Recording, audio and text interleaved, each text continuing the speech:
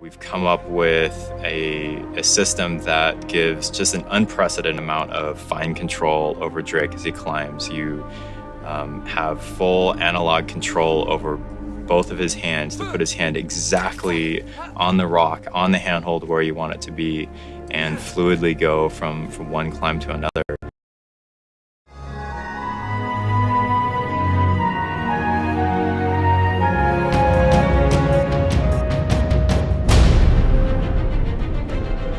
Anytime that you switch platforms, it's going to be a huge struggle, but I think, especially for us, this time was very difficult.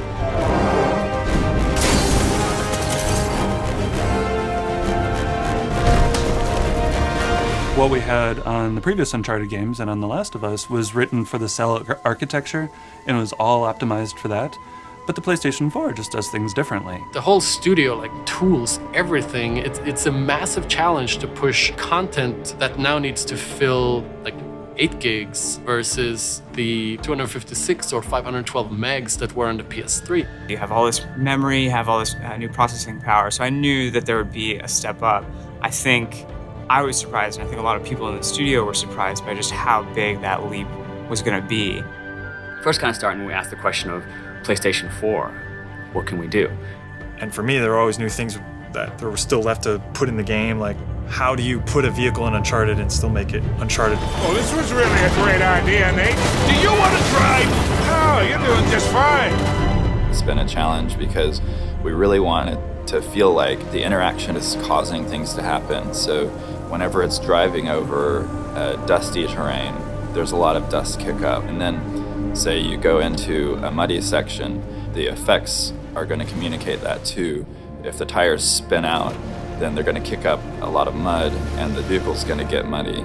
And we just want to have that connection between this vehicle that you're controlling and the environment that you're in. Can we do the convoy sequence from Uncharted 2 and 3, but now I'm in control of that vehicle at the same time? And driving through a dense urban city, driving quickly, is quite a challenge because you're looking at all that geometry and all that complexity just flying by you, but you can't halfway do it because you'll know. So we have to spend so much time thinking about the people that are populating the scene, the signs in the scene, the vegetation in the scene, and even though that stuff's flying by, it's got to be convincing. We're trying to make the gameplay experience more rich by basically giving the player more choices. So we've added our rope mechanics, so that's not just a gimmick, like that's fully integrated into just about all of our gameplay encounters. Obviously the rope has a huge effect on combat, so we've got melee moves that come out of rope, using the rope to traverse the space to get an advantage, either in open combat or in stealth. One thing I really appreciated that like Bruce kind of brought around from the beginning was, let's explore the meat and potatoes of this game again. Let's get back to just like what is the core gameplay of this. We know we're gonna get the set pieces. We know we're gonna have these big things and we're gonna push that as well. But get back into our gut of like, what is Uncharted? What is the traversal gunplay? What we wanted to do with the combat is really push the things that are unique to Drake, the things that are unique to him as a character.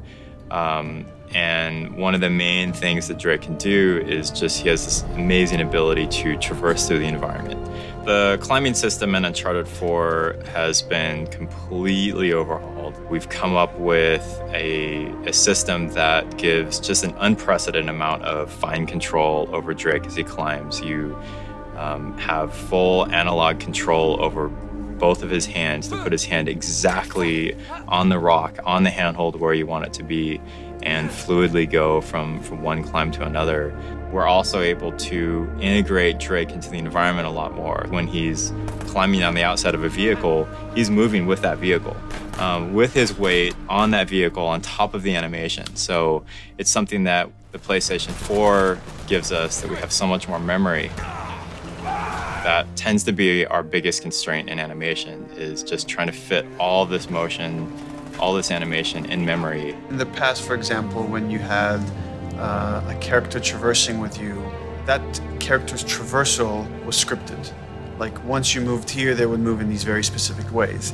Now actually it's very systemic, and both the enemies and your allies can view the terrain in kind of this 3D space. when you have big spaces and you have the mobility of Nathan Drake, you got to have mobility within your AI. There's a lot of really nuanced decision making in terms of how, for example, how exposed an AI is as they're taking a flank route.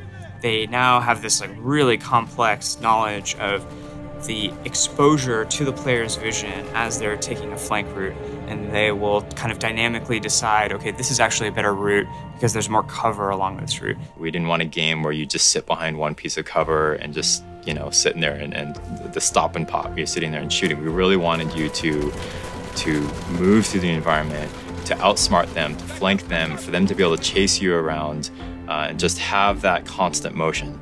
The enemies are smarter.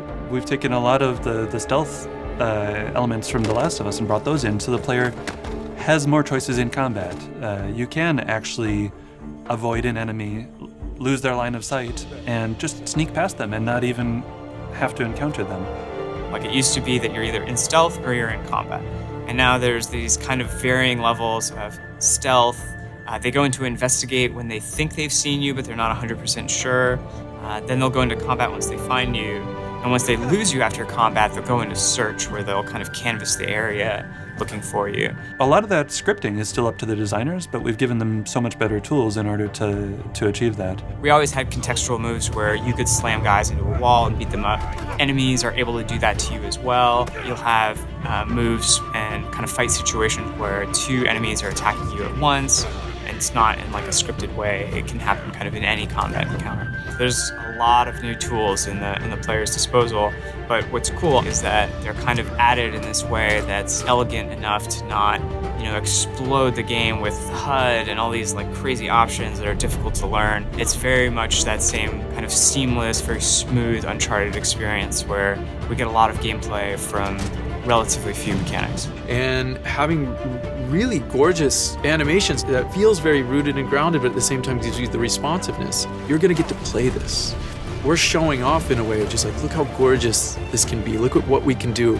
Look at the colors, look at the scenes, look at the environments that you're gonna get to explore, and you're gonna get to have that on this stick.